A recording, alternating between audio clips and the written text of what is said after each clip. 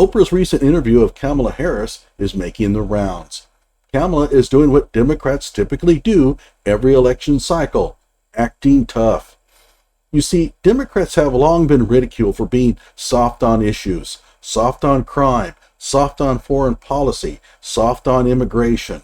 And so every 4 years, the Democratic machine spurts out stories of Democrats doing tough things. Remember Michael Dukakis riding around in a tank? This year, it's about guns. All of a sudden, Kamala Harris and Tim Waltz are like Bonnie and Clyde, the rootinest, tootinest, gun-toting hombres on the Pecos. And guns? Oh my God, they have arsenals. You can't use the restroom in their homes without pushing guns out of the way with your feet. Well, on Oprah, Kamala had to push her gun ownership, and it came off in the usual awkward way. Hello out there. I am trying to get through. With cold, blunt analysis cradled in the warmth of reasoning, it's time for Johnny Walker Dread to straighten you out on a thing or two. Emanating all the way from exciting Las Vegas, Oklahoma, it's time for the Johnny Walker Dread Show.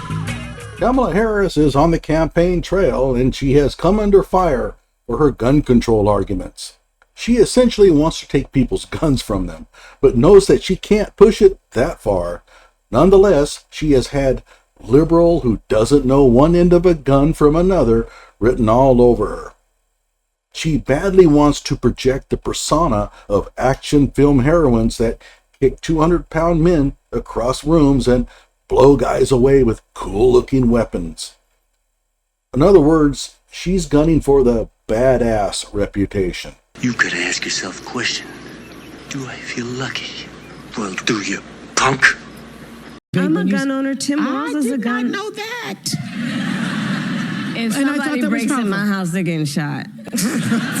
Yes, I hear that. I hear that. Probably should not have said that. Well, you did say it. So you're saying that if someone enters your home, you're just going to shoot them? Okay, we'll assume that the person entering your home is, say, planning to steal stuff, a burglary. By the way, before we go on, make no mistake about it, this was all scripted. Oprah does her job of bringing up guns so that Kamala can let her Dirty Harry-esque quote slip out. Oops, I can't believe I said that. But Ian, this is a .44 Magnum, the most powerful handgun in the world, and would blow your head clean off. And of course, everyone in the audience fell for it. But besides the moral question, I wouldn't shoot someone breaking into my home unless I felt it was necessary. What is the legality of her statement? Besides its phoniness, this exchange is a complete joke. She is guarded by Secret Service and has the best security system in the world. No one is going to slip into her bedroom at night, especially since Willie Brown has long passed away. Therefore, she's not going to be blowing anyone away with her Colt 45. Blowing anyone away? Ha, get it?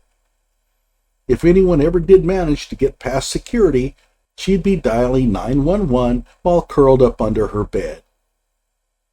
Keep in mind that as vice president, she lives at the U.S. Naval Observatory in Washington, D.C. If she wins the presidency, she'll live in the White House, also in Washington, D.C. Now, let's go back and hear her words again. If somebody breaks in my house, they're getting shot. If someone breaks into my house, they're getting shot. What does D.C. law say about that?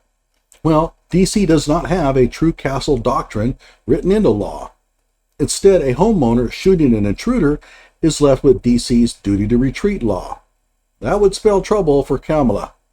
In Washington, D.C., juries can consider your willingness to retreat as well as the danger you perceived when deciding whether you have a true self-defense claim.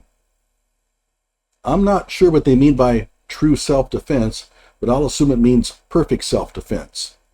Without a perfect self-defense claim, you're left with an imperfect self-defense claim, which means you're still guilty of a lesser crime.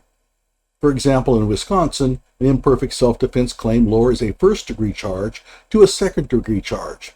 Still a crime. Kamala never mentioned anything other than, if they break in, they're getting shot. But that sentiment could get her arrested and charged in D.C. by the very same leftist laws that she loves so much. Keep in mind that people typically talk tougher than they are. We might boast about how we'll blow intruders away, but then again, we're not running for public office. Bro, I wish I had my I'd start shooting rounds at them. Telling an interviewer that you'll just shoot someone who breaks into your home, regardless of the morality and the law, is unbecoming of a politician. And yeah, I think Trump is guilty of this crap too. Like my video and subscribe to my channel.